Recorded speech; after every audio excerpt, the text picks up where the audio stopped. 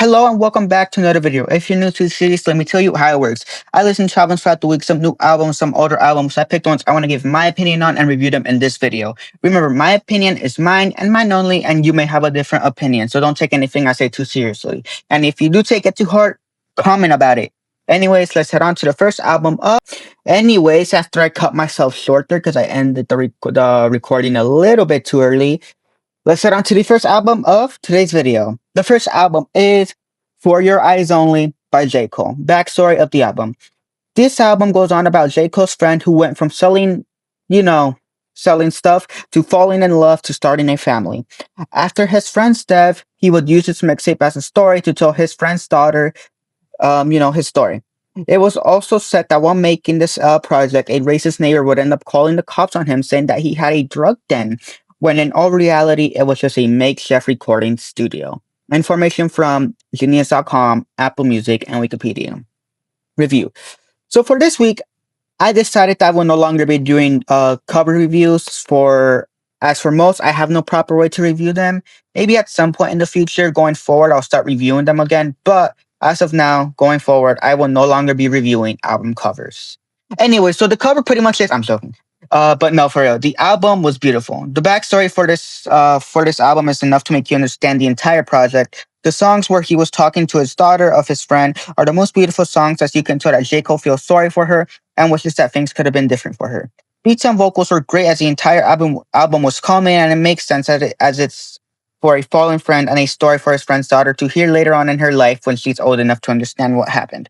Neighbors was also a great touch, as it talks about the neighbors who had called the cops on him to his Airbnb because they saw that he was a man of color and they thought he was acting suspicious, and them saying that he was a drug dealer who had a drug den, when all reality all he had was a makeshift recording studio, as he wanted some private time to record this album.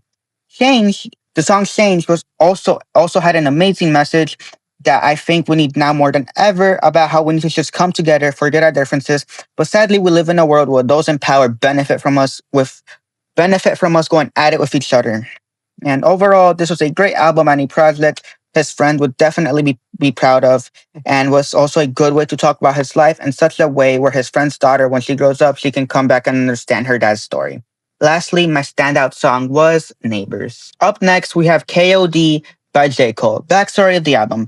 After a while of doing listening parties for the album before it would drop, he would take another 6 months more to continue to work on the album, and he would also use this album to talk about his drama, demons, and warnings about bad dependence on drugs and other unhealthy items. Information from Apple Music, Genius.com, and Wikipedia. Review. Well, this was an album. I'll say that. Beats and productions was good. One thing was that some of these did sound very familiar to each other, which isn't bad, but it makes it harder, it makes it on the harder side of projects to listen to. I will also say that lyric-wise, it also did sound like he was repeating himself. Though I am not saying that the lyrics were bad, they just sounded way too repetitive and made the whole point of the message for the album lose its point. The album also would have been so much more better if some of the songs are taken out of the project completely, or if the beats and lyrics didn't sound the same across multiple songs. This 100% is J. Cole's weakest project so far. And when I went to compare it online to how other people felt, I saw a similar message, similar feelings across the board, and I do agree with many of them that this is on the weaker side of projects. Overall, while the message and lyrics were all good, the album failed in the way where it sounded way too similar and way too familiar to the lyrics and beats, and made the whole point of this project, which should have been talked about for its message, instead we talk about how it's on the weaker side of J. Cole projects. Lastly, my standout song was ATM.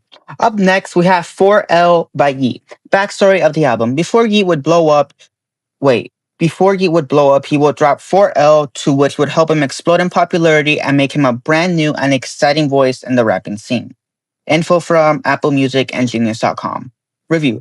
To start off with this album, let's talk beats. The beats were very good throughout the project, and they did well. Something that did happen a lot was that there were many songs that had similar or even the exact same beats on multiple songs. He was able to keep up with a good pace on many of the songs, which was good. With even the similar beats, he made the songs sound somewhat different from each other with his pace and flow. Lyrics were all over the place, as some of the songs had nice lyrics, but then there are some other songs where the lyrics fully fell down to okay lyrics. Vocals were also good. He made sure to keep that iconic Yeat voice that we have come to recognize along these past couple of years. Overall, this was a good project by him. Only downside was the lyrics being all over the place and multiple use of same beats across the board. Lastly, my standout songs are Sorry About That, All I See, and Mountain Climbers. Up next, we have Up to Me by Yeat. Backstory of the album. This would be Yeat's debut album, and before it even dropped, bro had an insane amount of hype already. He would also take inspiration from people like Young Thug and Playboy Cardi. He would also say that the title of the album would be named what it is to represent his control over his life and his success. Information from Wikipedia, Apple Music, and Genius.com. And now we have the review. To start off, we have the amazing beats and production this album had throughout it. It also did have some beats that were similar to songs that we have heard on some of his other projects, but he managed to make them sound unique, and as he used different flow and pacing than he did when he used them before.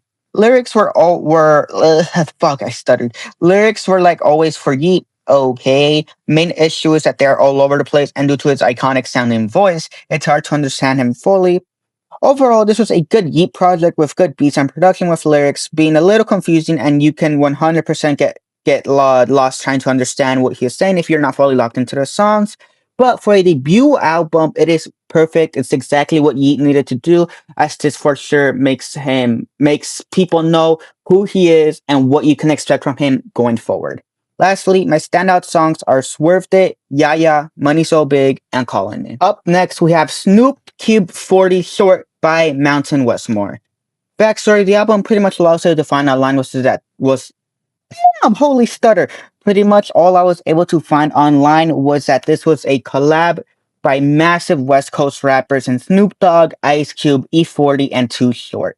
Information from Apple Music, Wikipedia, and Genius.com. Review. This collaboration feels like something that should have been generational. One issue is that I think they were too late with it. And another issue is that I think they were all way too good to be able to cook together. You know, while yes, this album did have its good beats on most songs, it might, my best, except for on the song Activated, I will say the beat on this song was terrible. It had its fair share of calm beats and more, motivational beats or upbeat beats to it. The main issue is that you can tell who fit better on what beat, who was doing better on what beat, depending on what beat was playing for the song. Like, you would easily be able to tell what beat fit Snoop Dogg's rapping style better and what beat fit Ice Cube's rapping style better, and so on and so forth. Lyric wise, it was also alright. While it did have some songs with great lyrics, it also did have its down points, like Up and Down, where that song was terrible. Where, but for Up and Down, the beat and production was amazing. But, like I said, the vocals were terrible. Not the vocals, the lyrics were terrible. And also, speaking of terrible, Free Game was easily the worst song of the entire project. Overall, while this collab was amazing, I do think it suffers from being too late and from all their great styles clashing against each other and not being able to find a good balance point. While a balance point was found on some songs, it wasn't fully found on all songs. Beats and lyrics are good on most songs, but it did have its weak parts as well. And something else that I didn't put in the script, but I just wanted to say now that the album has had time to marinate for me, is that I do think they should have shortened up this album. I think it would have definitely worked better if they would have each had control of, like, let's say Snoop Dogg had control of 2 songs, Ice Cube control 2 songs, C40 2 songs, Too Short 2 songs, and then they all featured each other on those 2 songs, right? Because 2, 4, 6, 8, that would have been 8 songs. It could have been a nice short EP or something. I think that would have worked better, right? Because then it's like, oh, okay, so these 2 songs, Snoop Dogg is the headline, but, still featuring the other 3. Then Ice Cube said the headline featuring the other 3. E40, Too Short. I think that would have worked a lot more better. While, like I said, I do think this project should have been something generational. It did suffer from the main issue was they are all too good. They are all too good. While Snoop Dogg, I do plan to start reviewing his albums at some point in the future. We obviously are going through Ice Cube right now. But I have heard some of E40. I have heard some of Too Short stuff, and they're both great rappers as well. But the biggest issue of this is they couldn't find a balance between all of them. As what would end up happening is, like example on the song that I said is the worst one on Free Game. Something that would end up happening is their styles wouldn't work together. Like, you can easily tell, oh, this guy is so much better on this song, but then you throw in Ice Cube and it's like, what the fuck is Ice Cube doing? Or, oh my god, look at E40, bro. He's popping off on this song. What the hell is Snoop Dogg doing here? Right? Because the problem was it was a collaboration project. So what they're trying to do is they're all trying to mix together the styles and it just doesn't work. I do think a better example of like, you know, of like multiple artists coming together for a single project is definitely Jack Boys. Of course, Jack Boys 2 didn't land as well with many people, but I do think that they do work a lot better together because they're all very, very similar to each other. They'll have very similar flow. Their vocals are very similar to each other. So I do think that they have much better chemistry than Mount Westmore did. Do I want to see them try this again in the future? Yes, but they need to do this either this year, 2026, or 2027. If they try doing this, they try running this back anytime afterwards, I just don't think it'll work for them. But yeah, you know, lastly, my standout songs were Big Subwoofer and On Camera.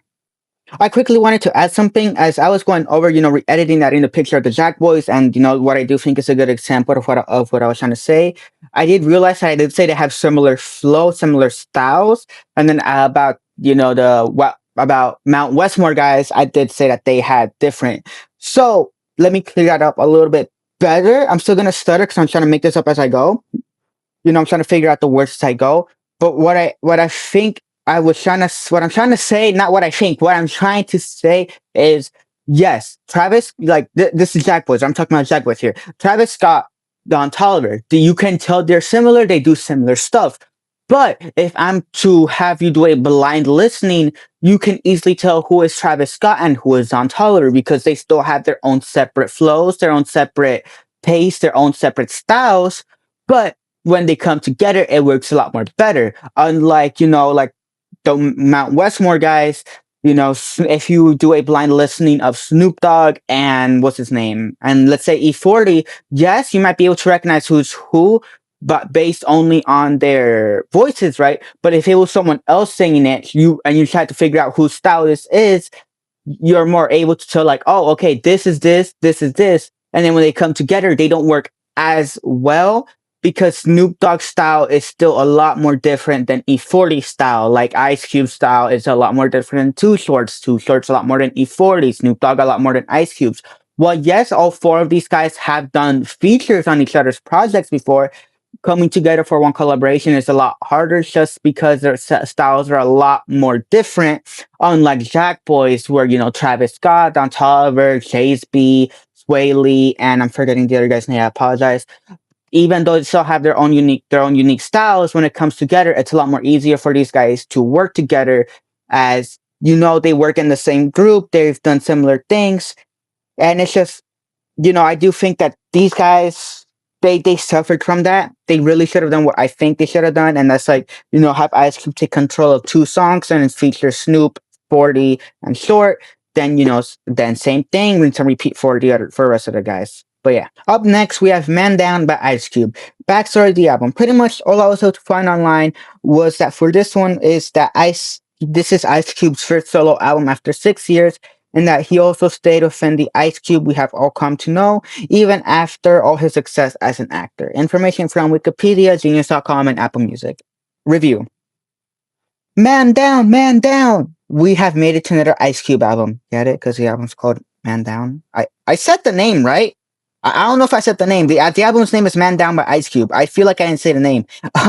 But yeah, so we have made it to another Ice Cube album. I enjoyed this album a lot, if I'm gonna be honest with you. From what I saw online, many people did not like this album, but I liked it. The production felt super nice, and the beats on most of the songs were very good. There were some songs where the beats were okay, but they were very little, as I do think the album was on the better side for beats and production. Pace and flow was also very nice, and some of his better work, you know, from his last couple of projects. Flow throughout this project was good as he was pacing himself well, never felt out of place with the beats, unlike some of his other projects that we have been over recently. This album also did have many great features, and E40, example there, did have the best feature from the album from all the other features, but all the other features still had very nice verses and helped out this album a lot, but I still do think E40 had the best one. Overall, even though many people did not enjoy this album as much as As much as I enjoyed it, I will stand by what I said and I will stand on business. I enjoyed many of the songs, I enjoyed many of the beats, and his rapping was on the better side from some of his other recent projects that we have been over so far. Lastly, my standout songs are Rollin' at Twilight and Let's Get Money Together. Up next, we have Man Up by Ice Cube. Backstory of the album. With this album, he is a lot more as an activist as he talks about how rap music got the blame for many of the problems of society that existed long before rap music and other similar topics. Information from Apple Music. Review. Man down, this shit was ass. I'm gonna be honest with you, for this being the last Ice Cube album we will probably listen to for a while, this is a sad way to say goodbye to him. From an artist that I was very excited to week to listen to now being horrible. Production fell apart in this album. While it did have its good beats, it did have its good songs, it was, really overpowered by mid. It was just overpowered by mid. If it had good pacing, if it had good vocals, it would have been better, but vocals fell apart a lot. Its pacing fell apart a lot. Production fell apart heavily, and it was just something that I wasn't expecting, right? As we were coming closer to the end of Ice Cube, I was starting to feel a little bit more sad as I came to enjoy Ice Cube. I came to enjoy him a lot more than I thought I would. But sadly, he just completely fell apart.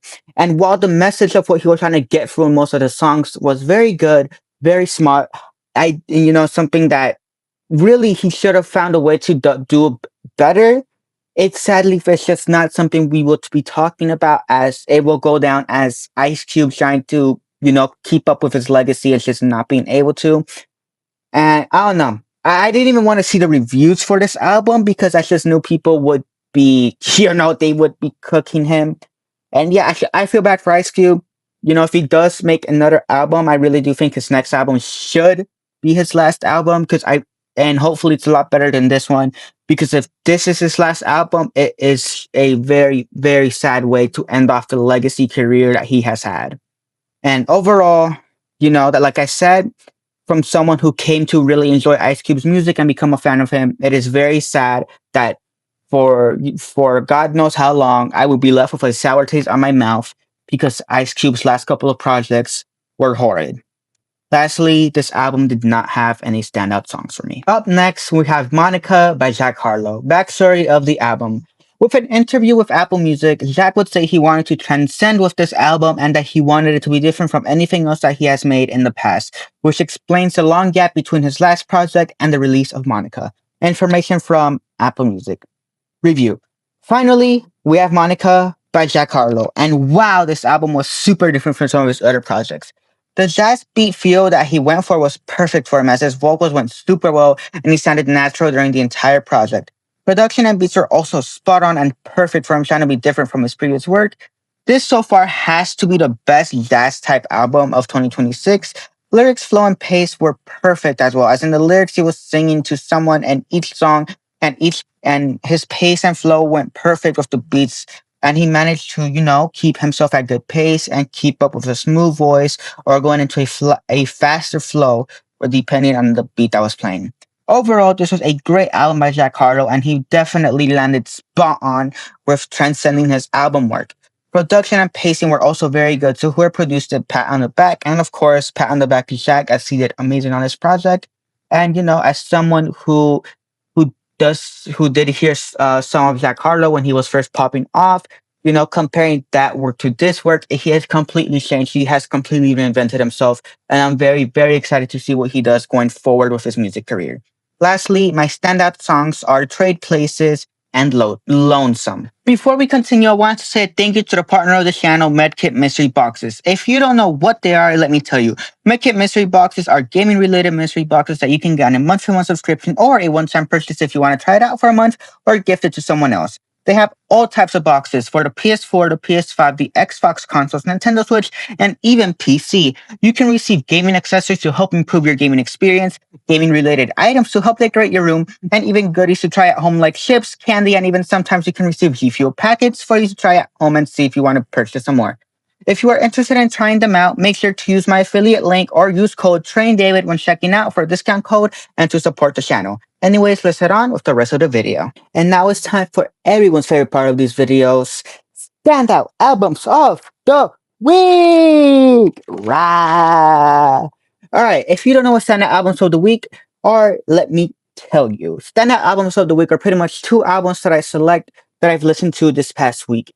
And these two are albums that I 100% recommend you to go listen to the moment you finish watching this video. And these are the albums that stood out to me the most while listening, editing, writing the script, and doing all of that. Especially after letting them marinate as well after a while. Anyways, let's move on. The first standout album of the week goes to For Your Eyez Only by J. Cole. This album was amazing. It's incredible. It's a very nice story to leave for his friend, and especially for his friend's daughter, as I do think when she does grow up, I don't know how old she is now, but I do think that when she does grow up and she does eventually, get the time to listen to this album and fully understand it, I do think that this will be a perfect story for her to see, hear, and try to understand her father's story. And J. Cole did a really, really good job on it. And I don't know, it was just a very great project, very good production. His flow pacing was amazing, vocals are great. There's not really much to complain about, and the few there is to complain about is stuff you can just sweep under the rug. Anyways, the next standout album of the next standout album of the week goes to Monica by Jack Harlow. So one of the biggest reasons for me putting this in standout album of the week is just due to the fact that he said he wanted to transcend. He said he wanted to do something different. He hit that so spot on with this album, with this project. This is so much more different. If you go listen to his last project, which I think is Living on Me or something like that, you go listen to that, then you go to listen to Monica, they're completely different styles, completely different pacing, completely different flow. It's completely different, and I do think he hit that spot on. And even then, this album is great. It's honestly some of the best work that I've heard from him in such a long time. Of course, it is also the break he did take to make this album, which I do think, and it ultimately ended up working out. So I do think this is something everyone needs to listen to. It's a 26-minute long album, EP, whatever you want to call it. So I do think it is something that you have no excuse not to listen to. If you do have a sour taste on your mouth from Jack Harlow from his previous years, especially during his TikTok era, I do understand why you might be a little bit hesitant, but please do not be hesitant. Jack Harlow did a very, very good job on this album. He should be very proud of himself, and everyone needs to give Jack Harlow a second chance. Anyways, like I said, my standout albums of the week goes to For Your Eyez Only by J. Cole and Monica by Jack Harlow. Up next, and the final segment of these videos, also my favorite part of these videos, Yap Time. If you don't know what Yap Time is, I talk about anything that I want to, that I usually remember. First things first, fuck Baltimore, fuck them Ravens, fuck Israel, fuck Iran, fuck the United States, fuck everybody, especially fuck Baltimore and fuck the Ravens. They tried to screw us. I really do think they did try to screw the Raiders. They really said Trey Henderson was still on the market and they could have gotten him for cheaper and get their 2 first-round picks back. I do think they will end up eating shit. One, many teams in the league are apparently super mad at them for doing that. And many teams do believe they should get some type of fine for it.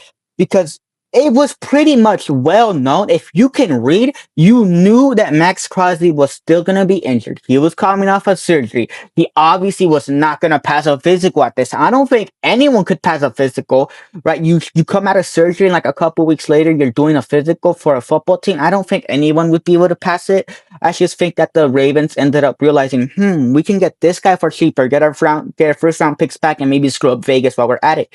They failed on everything, because now many teams do not like the Ravens, and I wouldn't be surprised if teams no longer do trades with the Ravens, which, that screws them in the long run. This doesn't screw us here at Vegas because we ended up honoring all the free agents. We ended up still having a good amount of cap space back, with Max Crosby back. And just today we signed some more new players. We're expected to sign a veteran QB. I forgot his name. Not Kyle Murray. What's his name? I can't remember his name. I'm blinking on his name. But we're expected to sign a veteran QB for Fernando Mendoza to set behind, right? And we still have good cap space. We still have good position in the draft. We have the number 1 overall pick, right? So them trying to mess us up didn't really work out. If anything, I do feel like this was a lot worse for the Baltimore Ravens as they ended up overpaying for Trey Henderson, which I do think he is a good pass rusher. Is he as good as Max Crosby? Hell no. I do think that Crosby will come back and will for sure show it in everyone's faces oh, I still got this, right? So he literally one of his tweets pretty much confirmed that he's staying a Raider, and word around the league is that the Raiders have pretty much told everyone else, hey, we are no longer trading Max Crosby. He will be a Raider until we see fit. And honestly, I think that's good. So what? Our defense, it got a massive upgrade. We got to keep our best defensive player. We still have good cap space for the draft. We upgraded our O-line. We added some good depth into our wide receiver room. We're going to get a veteran QB to sit so Fernando Mendoza has one to sit behind. Did this really screw us? No. Will people say that screwed us? Yeah, because people don't like to see the Raiders doing good. But I do think the Raiders cooked up. We for sure won free agency. The closest people to winning free agency, at least in my opinion, are the Tennessee Titans. I do think they're the only closest one. And then the far third place is for sure the New York Jets. They snuck around. I don't think people realize this. They snuck around, but they did good. Right, they had some good pickups that they desperately needed, right? Obviously, getting Geno Smith back probably wasn't the best, but it works for us because we get an extra pick for the draft, and we got rid of, Terror itself. Um, but yeah, I just do think that the Ravens were hoping to mess us up. It didn't really mess us up at all. And I don't know, it's just going to be something we'll have to see how it develops throughout the season. And I do hope that the Ravens end up missing on their draft pick this year, and they miss on their next draft pick next year. I always used to have neutral feelings about the Ravens. I never really hated them. I never really liked them. They're one of those teams I would look at and be like, oh, okay, you chill. But now I hate them. I don't want them to win. I wish them nothing but the worst. Derrick Henry, Lamar Jackson, you guys are still in the good books. I really do hope you guys eventually leave the Ravens and go win rings anywhere else. Ravens, you guys are terrible. I don't like you anymore. Fuck you guys. Fuck the Niners. Fuck the Chiefs. Fuck the Broncos. Fuck the Chargers. Fuck everybody. Except for the Panthers. I really do like the Panthers, especially because of Bryce Young. I really do hope Bryce Young somehow goes on to win a ring one day. If he does win a ring, I hope it's not against the Raiders. That would suck a lot because they are NFC, and that's how the Super Bowl works. I do hope that if the Panthers do win a ring with Bryce Young, that it's against any other team but not the Raiders, because that would suck a lot. But yeah, what else I have to talk about? Oh, this week for music, it was very weak. It was the only thing I was interested in was Jack Harlow. I know there's a couple other albums that released, but I wasn't really interested in them. And every time, and I don't know. And I'm not trying to fall into false hype, because we saw how that ended last week with Net Spend, where I fell into false hype. I was like, oh, people are saying it's good. I went in, that shit was terrible. And, I just don't plan to fall for that again. And yeah, so that's why there was only one album, right? But that's how it is for me. My goal is to just get one new album of the week. And this week it was Jack Harlow. And, I ended up completing on that. And I'm trying to think if there's anything else. Oh, apparently Bully's supposed to be dropping. No, I don't think it's next week, but I do think it's supposed to be dropping in 2 weeks, which that means it's going to be dropping the same day Yeat's new album drops. But hopefully by then I'll have Yeat done, because so far, by the way I'm going, by the time we get to the week of the 27th, I should have 4 Yeat albums left, and I do plan to just eat those up. Or if anything, maybe next week I do 3 Yeat albums, so then that way I only have 3 left and it's not as big. We'll figure it out. And I'm trying to think of anything else. I'm really trying to think. I can't remember. No, I do. Oh wait, there should be a gaming video this week. I do plan on playing Dispatch, and I do plan to uploading it for YouTube. Right, you can go watch it live. Obviously, if you're watching this on release, go watch it live. But there's a good chance if you're watching this on release that the video is already been recorded. But in case it hasn't, go check out my Twitch, twitch.tv/TrainDavid. I try my best to stream there every day. Have I been completing on that? Hell no, but it's still good to follow whenever I go live. And I don't think I have anything else to say. I don't got anything else to say. Thank you guys so much for watching this video, and I will see you all whenever I see you guys again. Goodbye.